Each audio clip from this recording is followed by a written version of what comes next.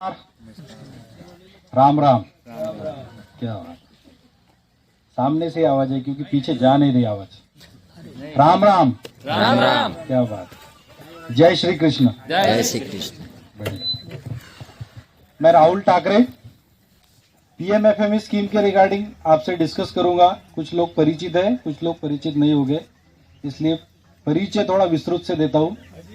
मैं राहुल ठाकरे महाराष्ट्र से हूं, आपके नजदीकी रहता हूं, अकोला डिस्ट्रिक्ट से काम करता हूं और लगभग 11 सालों से सिर्फ आपके जैसे भाइयों के साथ और ये महिला संगठनों के साथ काम कर रहा हूं। उनके गांव में जाना, उनके एफपीओ में जाना, उनके बचत गट जो रहते समूह में जाना, उनके सीएलएफ जो रहते उसमें जाना और वहां पे जाके मीटिंग करना। तो कुछ ऐसा टेक्निकल लेवल बात नहीं करता हूँ, जस्ट जनरल हमारा 1-to-1 कम्युनिकेशन हो, इसमें ही हम डिस्कशन करते हैं। गुजरात एग्रो की तरफ से मैं आज रिप्रेजेंट कर रहा हूँ पीएमएफएमई स्कीम को। पीएमएफएमई स्कीम मतलब इसमें पहले ही 2 अक्षर जुड़े हैं, पीएम।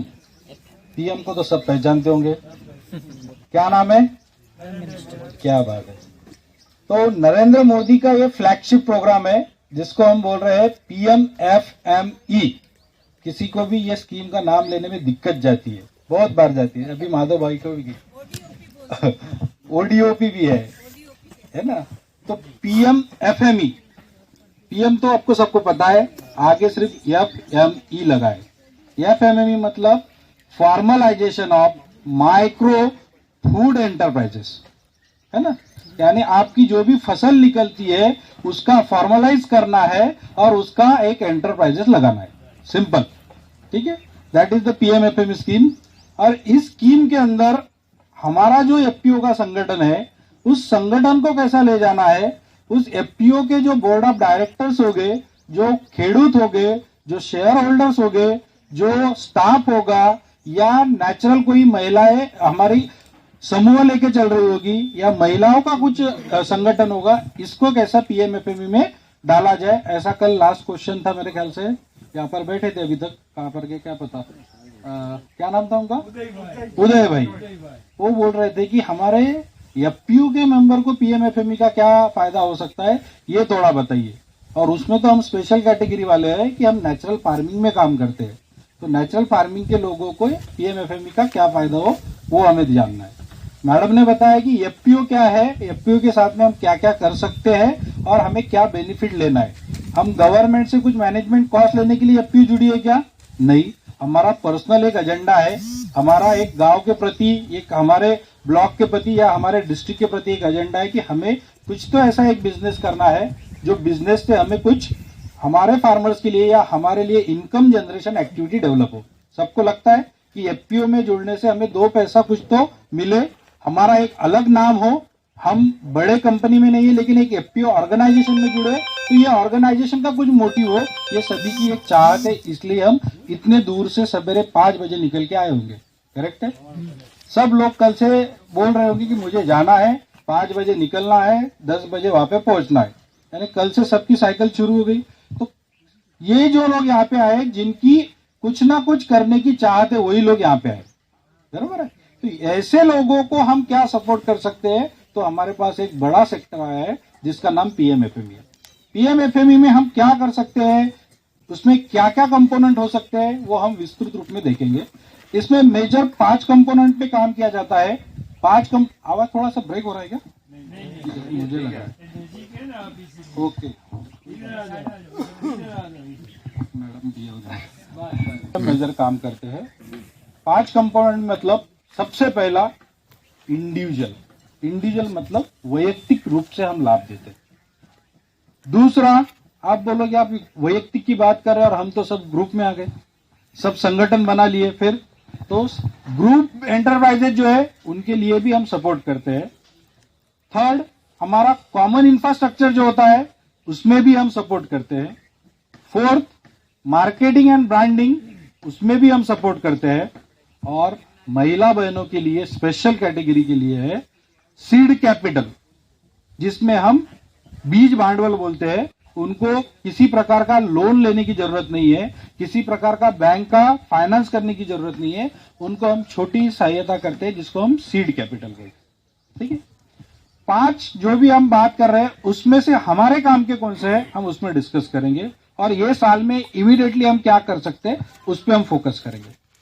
5 में से सबसे पहला मैंने जो बताया है वो है individual farming and individual group and individual enterprises और ग्रुप एंटरप्राइजेस।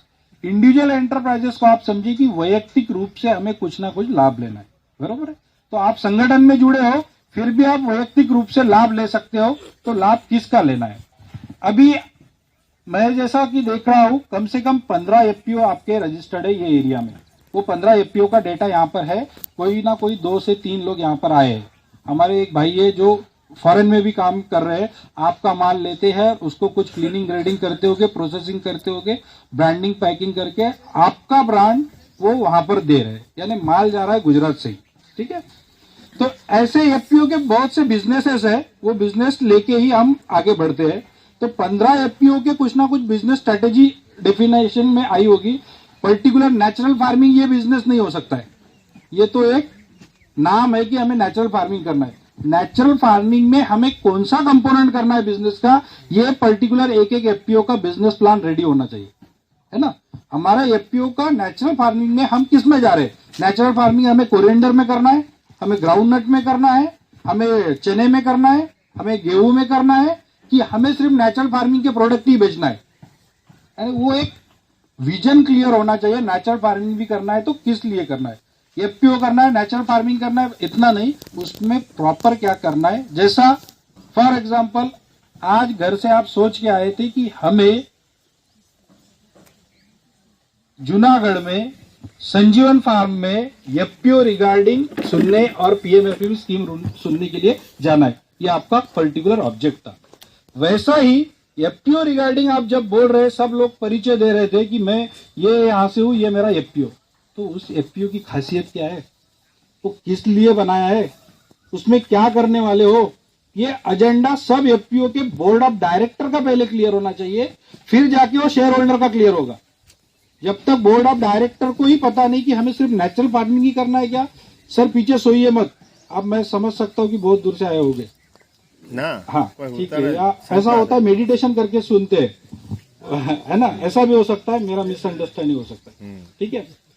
तो कहना यह है कि हमारा एजेंडा क्लियर रहेगा तो हम शॉर्ट टाइम में जो करना है वो कर सकेंगे। नहीं तो क्या होगा, मुझे ये भी करना है, ये जैसे अभी दिख रही है यहाँ पे 6-7 स्कीम, आपको क्या लेना है इसमें से ये देखिए। पहले आप पीएमएफएमई के लिए आए हो, आप एफपीओ के लिए आए हो, आप एग्रीकल्चर इंफ्रास्ट्रक्चर के लिए आए हो, या हमारा हैंड टूल किट के लिए आए हो, सबको अपना एजेंडा पहले क्लियर करना है। इसके बाद में बताना है सभी एफपीओ का कि हम कौन से एफपीओ का क्या बिजनेस लेके आए। ऐसा नहीं कि इंट्रोडक्शन हो गया, गिने चुने लोगों ने बताना है हमारा एजेंडा क्या है। तो उसमें क्या क्या हो सकता है पहले मैं एक शॉर्ट में बता देता हूं। एफपीओ के बिजनेस जो है हमारे, नेचुरल फार्मिंग में यदि आप जा रहे हो तो आप सीड प्रोडक्शन कर सकते हो माधव भाई। यहाँ पे ऐसा बीज उगाओ कि वो बीज हम नेचुरली प्रोड्यूस करने के लिए यूजफुल रहे, जिसको आप ऑर्गेनिक बोलते थे, उसको हम नेचुरली प्रोड्यूस करने के लिए सीड प्रोडक्शन का डेमो प्लॉट लगा सकते हैं। उसके बाद में आप, इतना सारा जंगल है, हम घूम के आए अभी, यहाँ पे हनी बी का काम हो सकता है, एपीकल्चर जिसको बोलते हैं, बहुत सारा शहद ऐसे जंगलों में निकल सकता है, ऐसा कोई एक एफपीओ का प्रोड्यूस निकलना चाहिए। उसके बाद में आप यहाँ का जितना भी बहुत सारा ग्रेडिंग करके कोरिएंडर आता है, कोरिएंडर को स्टोरेज करना है, उसको क्लीनिंग ग्रेडिंग करना है, फिर उसका पाउडर बनाना है। ऐसे रिगार्डिंग कोई एक बिजनेस मॉडल हमको डेवलप करना पड़ेगा एफपीओ का, लेकिन विजन ये रहेगा कि नेचुरल फार्मिंग के प्रोसेस से हो, बराबर है, वो हमारा ब्रांड है। इसके बाद में आप यदि सोचते हो कि मुझे यहाँ पे जो प्रोड्यूस निकल रहा है बहुत सारा, मैं जो उदय भाई क्या है उन्होंने बताया था कि ग्राउंडनट यहाँ पे मूंगफली बहुत होती है, बहुत सी ऑयल मिल की यहाँ पे फैक्ट्रीज लगी है, इंडिविजुअल, यस। तो नहीं, इंडिविजुअल की बात करो, ये आप ग्रुप में सोचो या इंडिविजुअल सोचो। मेरा कहना है कि इसकी मशीनरी की जो भी लाइन है, आप छोटे छोटे यूनिट लो, उसको एफपीओ में ग्रुप में कन्वर्ट करो। मैं ऐसा नहीं बोल रहा कि ये एफपीओ के लिए करो, ये बिजनेस प्लान एक ही हो सकता है, वो कैपेसिटी में करना है, इंडिविजुअल करना है, आप वो फोकस करो, ठीक है ना, एग्जैक्टली। तो मेरा ये कहना है कि ये जो मॉड्यूल है ये आपका एफपीओ का भी मॉड्यूल है, और यही मॉड्यूल पीएमएफएमई स्कीम का भी है। पीएमएफएमई स्कीम क्या करेगी, ये जो भी बिजनेस आपको लगाने हैं वो बिजनेस के लिए जो भी मशीनरी का सेटअप लगेगा, जो भी मशीनरी का सेटअप लगेगा, इक्विपमेंट की लाइन लगेगी, वो इक्विपमेंट की लाइन पीएमएफएमई स्कीम में से आपको मिलेगी। करेक्ट है। उसके बाद में इंफ्रास्ट्रक्चर जो है वो आपका एफपीओ का जो भी ऑफिस रहेगा या आप कर रहे होगे उसमें आप वो इंफ्रास्ट्रक्चर लगा सकते हो, या तो फिर आप इंडिविजुअल तौर पे बोल रहे हो तो आपका घर का जो एड्रेस रहता है वहां पे वो छोटे मशीनरी का 1 लाख का 2 लाख का एक छोटा यूनिट स्टेब्लिश कर सकते हो। छोटे यूनिट के बारे में बात करो। ये सब करने के लिए आपको क्या क्या डॉक्यूमेंटेशन लगेंगे, क्या क्या चेकलिस्ट लगेगा, कैसा हो सकता है, ये आपको देखना है। तो इसमें बहुत बड़ा रॉकेट साइंस नहीं है, सिंपल है। जो भी लेना चाहता है, जिसके भी नाम पे लेना है, मिनिमम 8 स्टैंडर्ड होना चाहिए। है अपने इसमें कोई ना कोई 8 स्टैंडर्ड कोई बड़ी है नहीं। दूसरा, जो भी लगाना चाहता है 18 साल से ऊपर होना चाहिए। है हमारे पास में कोई ऐसा ये नहीं, सब हम बुजुर्ग है, 18 साल के जो है वो लगा सकते हैं। तीसरा, एक फैमिली में से एक ही लगा सकता है। माधव जोशी है तो माधव जोशी के घर से एक ही लगेगा, बाकी दूसरा नहीं लगा सकता। मैंने भी लगाया, मिसेस भी आगे नहीं चलेगा, ठीक है। उसके बाद में जो लगाना चाहता है उसका कुछ ना कुछ एक लाइसेंस होना चाहिए। लाइसेंस कौन सा, जिसको हम फसाई का लाइसेंस बोल सकते हैं, जिसको हम आधार उद्यम का लाइसेंस बोल सकते हैं।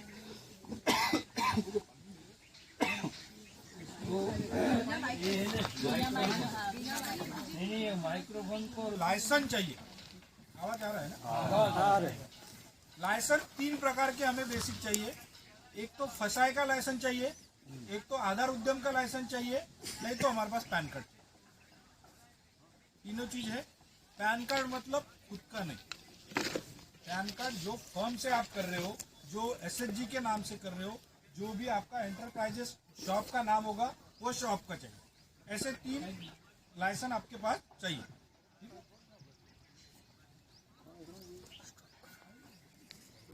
पुराना बिजनेस कुछ होगा तो उसका लेखा जोखा चाहिए, चिट्ठा, कि भैया मैं 3 साल से 2 साल से ये बिजनेस कर रहा हूँ, इसमें मैंने अभी तक इतना माल बुलाया है, इसमें मैंने इतना माल बेचा है, इतने रुपए का मेरा ट्रांजैक्शन हुआ है। कुछ तो कच्चा चिट्ठा तभी चाहिए। मैं ऐसा नहीं बोल रहा हूँ कि पर्टिकुलर बैंक का ही डिटेल चाहिए या ऑडिटेड रिपोर्ट चाहिए, उसका कुछ ना कुछ कच्चा चिट्ठा उसमें होना चाहिए, सो दैट तुम समझोगे कि बिजनेस एक्टिविटी कर रहे हो। ये सब करने के बाद में आपको मेजर डॉक्यूमेंट और क्या लगेगा, आपके केवाईसी डॉक्यूमेंट और एड्रेस प्रूफ चाहिए जो डिस्ट्रिक्ट में आप लगा सकते हो। उसके बाद में जहाँ पे आपको लगाना है उस जगह का डॉक्यूमेंट चाहिए। जहाँ पे आप लगा रहे हो वो जगह खुद की होनी चाहिए क्या? नहीं, खुद की रही तो बहुत अच्छी बात है।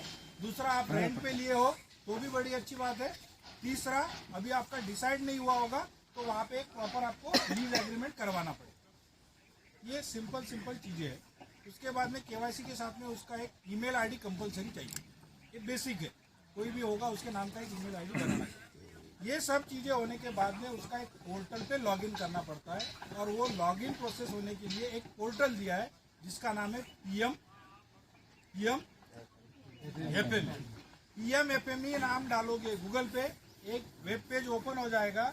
उसके लिए यदि आपका होगा नहीं तो जो भी टेक्निकल आपकी संजीवन फाउंडेशन की टीम होगी, रौनक जी होंगे, या मेरे जो अभी डीआरपी 3 अपॉइंट किए वो होंगे, वो आपको कांटेक्ट करेंगे। सबका नंबर आपको दिया जाएगा, वो आपको लॉगिन करवा के देंगे। लॉगिन करवाने के बाद में आपको आपका बिजनेस प्रपोजल बनाना है। बिजनेस प्रपोजल के लिए एक फॉर्मेट दिया है, वो डेटा वो फिलअप करके देंगे। जो भी बनाना है, जो भी प्रोजेक्ट बनाना है, उसका 3 साल का बिजनेस होना चाहिए कि हम क्या करने वाले हैं, 3 साल में हमारा क्या प्रोडक्शन होगा, कितना उसमें प्रॉफिट दिया मिलेगा और कितना हम लागत लगा रहे हैं, वो एक बनाना पड़ता है। वो भी टेक्निकल सीए का जैसा ऑडिट रिपोर्ट बनाना है क्या? नहीं। बैंक में वो एक बढ़िया तरीके से रहता है इतना बड़ा चिट्ठा, वैसा बनाने का नहीं, 4-5 पेज का है, एकदम सिंपल तरीके से बनाए। ठीक है। ये सब डॉक्यूमेंट बनाने के बाद में आपका एक, मान लो एक प्रोजेक्ट बन गया 10 लाख का। कितने का बन गया? 10 लाख का।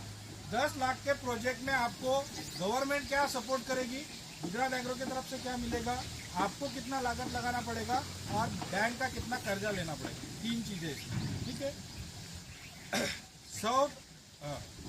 10 लाख के इसमें 35% आपका सब्सिडी जा रहा है।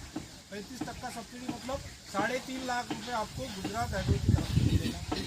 उसके बाद में 1 लाख रुपए आपको इंडिविजुअली लगाना पड़ेगा, जो भी बिजनेस लगाने वाला है उसकी लागत होना चाहिए। और 5.5 लाख रुपए का आपका बैंक लोन होगा। बैंक लोन कोई फाइनेंस से नहीं होगा, कोई कोऑपरेटिव से नहीं होगा। हम नेशनलाइज बैंक को सजेस्ट करते हैं, नेशनलाइज बैंक से करोगे तो जो भी बिजनेस लोन का रेट ऑफ इंटरेस्ट होगा उसका 10%, 11%, 12% ऐसा फ्लक्चुएशन हो सकता है, उस हिसाब से आपको लगेगा। यानी 5.5 लाख की व्यवस्था हो गई, 3.5 लाख की व्यवस्था हो गई। अपने को कितने की जरूरत है? सिर्फ 1 लाख। लेकिन मन में सवाल आता है कि ये जब बैंक की झंझट आती है तो बैंक वाले हमें खड़े करते नहीं, हमारा लोन सैंक्शन होता नहीं, हमें वो सब चीज़ें दी जाती। क्यों नहीं करते? क्योंकि बैंक वालों को पहले कोई भी लोन लेने के लिए कोलैटरल सिक्योरिटी देना पड़ता है, कुछ ना कुछ जमानत की तौर पे देना पड़ता है, गारंटी लेना पड़ता है। लेकिन इस केस में जैसा सामने पीएम लगा है वैसा उन्होंने सबकी कोलैटरल सिक्योरिटी की जिम्मेदारी उन्होंने ली है। 35% क्रेडिट ग्रांट सब्सिडी है ये, इसमें कोई भी प्रकार की हमें मॉर्गेज करने की जरूरत नहीं है। ये सबसे बढ़िया आपके लिए प्लेटफॉर्म है। यहाँ पे सिर्फ आपको बिजनेस प्रपोजल बनाना है, उसमें आप क्या मशीनरी लेने वाले हो, क्या है उसके कोटेशन लगाना है और उसका प्रोजेक्ट प्रपोजल बनाना है। क्लियर है? ये सब पीएमएफएमई स्कीम में किया जाता है। अभी इसका छोटे से छोटा रेशो क्या है और बड़े से बड़ा रेशो क्या है ना, कि हमें करना है कम से कम कितने का कर सकते हैं और बड़े से बड़ा कितने का। मिनिमम हमने क्राइटेरिया रखा है, छोटे से छोटा यदि प्रोजेक्ट प्रपोजल करना होगा तो वो रहेगा 1 लाख का। कितने का? 1 लाख का। उसका कैलकुलेशन कर लेना, 1 लाख रहा है तो 35,000 रुपये और 10,000 आपके, बाकी के 55,000 रुपये का ब्याज लोन होगा। मैक्सिमम अपर सीलिंग लिमिट क्या रहेगी? 33 लाख का प्रोजेक्ट प्रपोजल। कितने का? 33 लाख का। 33 लाख का प्रोजेक्ट प्रपोजल, उसमें हमारा सब्सिडी जाएगा 35%। 35% सब्सिडी मतलब मैक्सिमम सब्सिडी जाएगा हमारा 10 लाख रुपए का। 10 लाख रुपए के ऊपर हम सब्सिडी दे नहीं सकते। लेकिन आपको लग रहा है कि आपका प्रपोजल 33 लाख का नहीं 50 लाख का होगा, तो फिर आप कर नहीं सकते क्या? कर सकते हैं, लेकिन सब्सिडी जो है 10 लाख ही मिलेगा। क्लियर हो गया आइडिया? मैक्सिमम सब्सिडी 10 लाख ही मिलेगा और मिनिमम सब्सिडी जो भी 35% होगा वो मिलेगा। तो आप 50 लाख का कीजिए या 1 करोड़ का कीजिए, वो डिपेंड करेगा। हम तो सजेस्ट करके छोटे छोटे इंडिविजुअल कीजिए, इंडिविजुअल का एक जगह पे बल्क कीजिए और फिर उसको बड़े संगठन में बड़ा प्रोजेक्ट लगाइए, है ना। ये हमारा उसमें सजेशन रहेगा। तो जितने भी अभी हम 55 लोग आए, 55 लोग का अलग अलग कैपेसिटी है। उनको लगता है कि मैं 1 लाख का लगा सकता हूँ, इनको लगता है मैं 5 लाख का लगा सकता हूँ, डिपेंड करेगा। तो ये इसमें क्या करना है, आपको जो भी प्रोजेक्ट लगाना है, अभी आपको है दिक्कत सबसे, वो दिक्कत समझ लीजिए, वो है ओडीओपी। वहाँ पे जो दिख रहा है वो कांदा दिख रहा है आपको, ओनियन। ओडीओपी मतलब आपके पास एक एक ब्राउचर भी दिया होगा गुजरात एग्रो का, पीएमएफएमई का दिया है, उसमें दिया है। आप कौन सा जिले से हो सब लोग?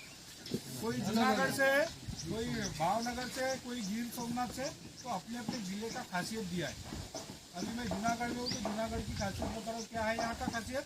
ओडीओपी क्या दिया है जूनागढ़ का? ग्राउंड नट दाना है ना, कोरिएंडर है, अभी तक खुशबू आ रही है, भाजी में लगा है ना। तो हमें जो नए लोगों की आइडिया, क्योंकि तुमने तो आज ही सुना है, तुमको तो आज सुन के लग रहा है कि मुझे कुछ तो भी छोटा तो भी सेटअप लगाना है, तो आपके लिए क्या रहेगा, आपके लिए खाने से रिलेटेड ही इंडस्ट्री लगेगी और कोई नहीं। और अगर नया नहीं न હોય ને તો એ ચાલી જાય, મગફળી ન હોય, તેલ કાઢતો હોય એ બી ચાલી જાય। નવું યુનિટ માટે જુનાગઢ માટે દાણા जो लोग हैं उनको रेस्ट्रिक्शन दिया है यहाँ पे कि आपके जिले की जो खासियत है उसी के रिगार्डिंग आपको लगाना पड़ेगा, ठीक है, इतना तो आपको करना पड़ेगा। लेकिन इसमें भी दूसरा रास्ता ऐसा है कि आपको पुराना कोई एक आधा बिजनेस यूनिट चल रहा होगा और उसके नाम पे यदि आपको वो बिजनेस एक्सटेंड करना होगा और उसके लिए कोई मशीनरी लगती होगी तो वो आप कर सकते हैं। करेक्ट है। और इसमें कौन पार्टिसिपेट हो सकता है? प्रॉपर सेल्फ हेल्प ग्रुप की महिलाएं, एफपीओ की महिलाएं, उनका तो कंप्लीट रजिस्ट्रेशन रहता है उस एसएचजी के नाम पे या उसके इंडिविजुअल के नाम पे, जो हम लाइवलीहुड का एक्टिविटी करते हैं उसके नाम पे वो एक कोई भी बिजनेस प्रपोजल उसमें ले सकते हैं। क्लियर है? तो पुराने के लिए कोई पाबंदी नहीं है, कोई भी बिजनेस कीजिए आप, लेकिन उसका फाइनल प्रोडक्ट फूड के रिगार्डिंग बनना चाहिए। जैसा आपकी जो भी प्रोडक्ट बनता है, तेल निकलेगा या पाउडर निकलेगा या कोई खाकरा बनेगा, ढोकला बनेगा, इडली बनेगा, बेकरी आइटम बनेगा, जूस बनेगा, सिरप बनेगा, कुछ भी फाइनल प्रोडक्ट बनना चाहिए, है ना। आप बोलोगे कि मैंने ढाना लिया, क्लीनिंग ग्रेडिंग किया, ये मेरा बिजनेस एक्टिविटी है, नहीं। मैं सिर्फ क्लीनिंग ग्रेडिंग करके सॉल्टिंग करके बेचता हूँ, नहीं, grading not allowed. Final product processing चाहिए। क्या चाहिए? फाइनल प्रोडक्ट बनना चाहिए, कुछ तो उसके ऊपर प्रोसेस होना चाहिए, वैल्यू एडेड होना चाहिए, वही इस स्कीम में आएगा। क्योंकि ये एग्रीकल्चर डिपार्टमेंट की स्कीम नहीं है, ये स्कीम है मिनिस्ट्री ऑफ फूड डेवलपमेंट। उनको फूड डेवलपमेंट इंडस्ट्री को आगे बढ़ाना है, उसके लिए ये हमने स्कीम डेवलप की। ये हो गया इसके रिगार्डिंग। और एक कंपोनेंट है जो मैं बोल रहा था महिला बहनों के लिए। महिलाओं के लिए जो भी महिलाएं एसएचजी ग्रुप से जुड़ी है या आपके घर की महिलाएं होगी जो एसएचजी ग्रुप में जुड़ी है, वो एसएचजी ग्रुप के महिलाओं के लिए यहाँ से एक बेनिफिट मिलता है। वो क्या मिलता है? तो वो एसएचजी ग्रुप पर्टिकुलर 2 एजेंसी में ज्वाइन होना चाहिए। 2 एजेंसी मतलब आपके जिले पे जो डीआरडीए कार्यालय है, डीआरडीए कार्यालय, और दूसरा एक रहता है नगर पालिका या तो फिर कारपोरेशन का, अर्बन मिशन और रूरल मिशन। ऐसे दोनों मिशन में जहाँ पर आपकी महिलाएं जुड़ी होगी एसएचजी के साथ में, उसके हर एक महिलाओं के लिए 40,000 रुपये का सीड कैपिटल गुजरात एग्रो की तरफ से पीएमएफएमई स्कीम में दिया जाता है। वो 40,000 रुपये का वो बहनाओं को क्या करना है कि मैं जो बता रहा हूँ इसकी छोटी छोटी मशीनरी उसमें लेनी है और उसके रिगार्डिंग बिजनेस उसमें करना है। उसके लिए वो 40,000 रुपये पर महिलाओं के लिए दिया जाता है। उसके बाद में महिलाओं का संगठन 10 लोगों का होता है। यदि वो सोच रही है कि मैं ग्रुप में एक बड़ा बिजनेस करूं, तो एक महिलाओं को एक एसएचजी को 4 लाख रुपए का हम भुगतान कर सकते हैं मैक्सिमम। जैसा इधर 10 लाख का कर सकते हैं, वैसा एक सेल्फ हेल्प ग्रुप में हम 4 लाख रुपए का कर सकते हैं। उसके लिए कोई बड़ा बिजनेस प्रपोजल बनाने की जरूरत नहीं, इसमें लोन लेने की जरूरत नहीं या कुछ ऐसा नहीं। सिर्फ हम क्या क्या मशीनरी लेने वाले हैं, इसमें क्या बिजनेस करने वाले हैं, उसका सिंपल 2 पेज का फॉर्मेट है, वो भर के देना है। वो फॉर्मेट आपको देना पड़ेगा डीआरडीए के ब्लॉक लेवल के ऑफिस या तो डिस्ट्रिक्ट लेवल के ऑफिस, दूसरा अर्बन के जो कारपोरेशन रहते हैं उनके ऑफिस में। ये दोनों जगह पे आप दोगे तो आपको सीड कैपिटल जो बोलते हैं वो इसमें दिया जाएगा। ये 2 बेनिफिट अभी पीएमएफएमई स्कीम के अंदर आप ले सकते हो, और इंडिविजुअल एप्लीकेशन के लिए ये पर्टिकुलर है। और फिर आप सोचते हो कि एफपीओ का बड़ा प्रपोजल होना चाहिए, तो वो नेक्स्ट ईयर के लिए हमारा टारगेट रहेगा। पहले हमें इस साल में छोटे छोटे यूनिट बांटने हैं, छोटे यूनिट किसके ज़्यादा लगते हैं वो हम देखेंगे, और फिर एफपीओ का बड़ा बजट हम कर सकते हैं। उसके लिए भी 35% सब्सिडी, 50% सब्सिडी का प्रावधान है, लेकिन वो नेक्स्ट फाइनेंशियल ईयर के लिए। अभी तो हमें देखना है कि हम एफपीओ के साथ जुड़े, एफपीओ के साथ हम नेचुरल प्राकृतिक खेती के लिए जुड़े, उसके साथ में हमारा अल्टरनेट क्या बिजनेस स्टार्ट करना है, इंडिविजुअल क्या करना है वो देखना है। जैसे कि यहाँ पे अभी ऑयल इंडस्ट्री ज़्यादा होगी तो आप वो तेल गाने वाले छोटे छोटे मशीन दे सकते हो। उसमें आप गेहूँ का यदि कुछ होगा तो आटा मिल के साथ में कुछ फाइनल प्रोडक्ट बनाना चाहते हो फ्लोर मिल का, वो दे सकते हो। आपके यहाँ पे कोरिएंडर दिया है, कोरिएंडर का ग्राइंडिंग का जो बनता है पाउडर बनाने का, वो मशीन दे सकते हो। आपके यहाँ पे हनी बी कीपिंग का यदि कुछ चल रहा होगा तो उसका कुछ वैल्यू एडेड प्रोडक्ट बनता है तो वो आप कर सकते हो। तो ऐसे कुछ प्रोडक्ट आपके दिमाग में जो भी होंगे वो काम आप इसमें से पीएमएफएमई स्कीम में से ले सकते हो। अभी ये स्कीम का सैंक्शनिंग पीरियड क्या है, ये कितने दिन में सैंक्शन होता है, क्या कैसा चलता है?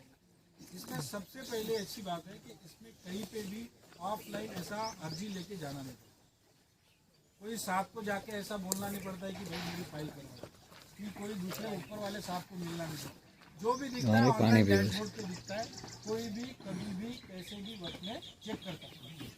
एप्लीकेशन ऑनलाइन होगा, ऑनलाइन एप्लीकेशन में आपको जो मैंने बताए थे डॉक्यूमेंट, वो बेसिक डॉक्यूमेंट लगेंगे और उसका ऑनलाइन एप्लीकेशन होने के बाद में जो DRP यहाँ पे अपॉइंट किए जाते हैं, डिस्ट्रिक्ट रिसोर्स पर्सन, वो वहाँ पे जाकर विजिट करेगा कि भैया मैंने माधव जोशी जी ने एक यूनिट लगाया, उन्होंने लगाया है कि नहीं वो देखने के लिए वो जाएंगे, या लगाना चाहते हैं कि नहीं वो देखने जाएंगे, और उसके बाद में वो वेरिफिकेशन करेगा, उसको लगता है सब चीज ओके है तो उसका एक कंपलसरी नोट लिखेगा, एक फील्ड नोट लिखेगा, वहाँ पे एक फोटो खिंचवाएगा, वो अपलोड करेगा। DRP के पास में वो चले जाने के बाद में वो भी नोट लिखेंगे, फोटो खिंचवाएंगे, डॉक्यूमेंट लगाएंगे, अपलोड कर देंगे। अपलोड होने के बाद में सीधा जाएगा, आपने जो सिलेक्ट बैंक किया होगा वो बैंक के ब्रांच मैनेजर के पास, बैंक के ब्रांच मैनेजर के पास में भी हमारा DRP जाएगा, और साथ में जब जरूरत गिरी तो आपको लेके जाएगा। DRP वहाँ पे ब्रांच मैनेजर के पास में जाके फॉलोअप लेगा, फॉलोअप लेके सभी चीज उनको समझाएगा, टेक्निकल इशू क्या है वो क्लियर करेगा, और उसके भी पास जाने के बाद 7 to 8 डेज का टाइम रहेगा, 7 से 8 दिन उसको पूरा मोबिलाइज करना है, सब समझाना है। उसके बाद में उसका टाइम पीरियड होने के बाद में वो सैंक्शन लेटर देने के बाद में वो जाएगा गुजरात एग्रो के पास में, गुजरात एग्रो के इसमें दिखेगा कि ये केस सैंक्शन हुआ, अभी इसको डिसबर्समेंट करना है, फिर वो जाएगा 35% के लिए। बैंक के पास में किसके लिए गया है? 55% के लिए। हमारे पास में किसके लिए है? 35% के लिए। और ऐसा 10% तो आपका ऑलरेडी हम लेते ही है जब बिजनेस बना लेते। ऐसा कंप्लीट 100% का होता है। ये बिजनेस प्रपोजल सैंक्शनिंग का प्रोसेस है। जब आप लॉगिन करोगे, जब पोर्टल पे चलोगे, वहाँ से ये सब स्टेम के लिए 1 मंथ सैंक्शन होने सैंक्शन हो जैसे भी होता है, पोर्टल पे दिखेगा या संजीवन फाउंडेशन को दिखेगा, हम उनको इन्फॉर्म कर देंगे, बता देगा। ये कंप्लीट प्रोसेस 1 मंथ में होता है और इसमें ही आपका लोन सैंक्शन हो जाता है, आप आपका यूनिट लगा सकते हैं। प्लस पॉइंट और कि कोई भी स्कीम आपने अभी तक देखे होंगे तो पहले मशीनरी लगाना पड़ता है, पूरा सेटअप खड़ा करना पड़ता है, बिजनेस रन करना पड़ता है, मस्त यहाँ पे उल्टा है। ऐसा किया तो बहुत अच्छा है, लेकिन उल्टा ऐसा है कि आपको कोई भी यूनिट लगाने की जरूरत नहीं, सिर्फ दिमाग में रखना है कि करना है, सिर्फ कागज में रखना है कि ये मेरा बिजनेस प्रपोजल है, और जो भी आप ले रहे हो मशीनरी की फाइनल कोटेशन एग्जैक्ट होनी चाहिए। जो भी मशीनरी ले रहे हो 50,000 की तो 50,000 ही लिखना है, उसका ₹1,00,000 नहीं करना, नहीं तो फिर आपके रजिस्ट्रेशन और वो चीज़ें बढ़ जाती है और वो रिवर्ट आ जाता है, एप्लीकेशन रिजेक्ट हो जाता है, आपको तकलीफ है। आपको सिर्फ एक उसका कोटेशन लेना है, उसके बैंक के डिटेल सबमिट करना है, वो जो जहाँ पे कर रहे हैं उसका प्रोजेक्ट रिपोर्ट करना है, जगह का डॉक्यूमेंट लगाना, ये सब कंप्लीट डॉक्यूमेंट लगा के अपलोड करना है, और वो मशीनरी जब सैंक्शन हो जाएगी फिर आपको पैसे आएंगे, फिर लगाएंगे। ऐसा देखा है? सब करो फिर बाद में मिलता है। तो यहाँ पे तो ऐसा है कि आपकी करने की इच्छा होनी चाहिए, उसके लिए हम दे रहे हैं। और कोई भी कौन सा भी प्रोजेक्ट लगा सकता है, लेकिन खाने से रिलेटेड उसका प्रोडक्ट निकलना चाहिए। और जिले के लिए जो उत्पाद दिया है वो उनका स्पेसिफिक है, उसमें हटा नहीं सकते। और कभी भी आपको लगता है कि करना चाहिए तो ऐसे बहुत से बिजनेस है कि जो बंद पड़े आपके ही आजू बाजू में रहते, उनसे कांटेक्ट कीजिए, नाम उनका चढ़ेगा, वो बिजनेस को स्केल अप कर सकते हैं। जैसे टेक ओवर करते हैं कोई भी बिजनेस, ऐसा करके आप एग्जिस्टिंग में वो बिजनेस का आप आइडिया लेते बेनिफिट लेते। ठीक है, थैंक यू।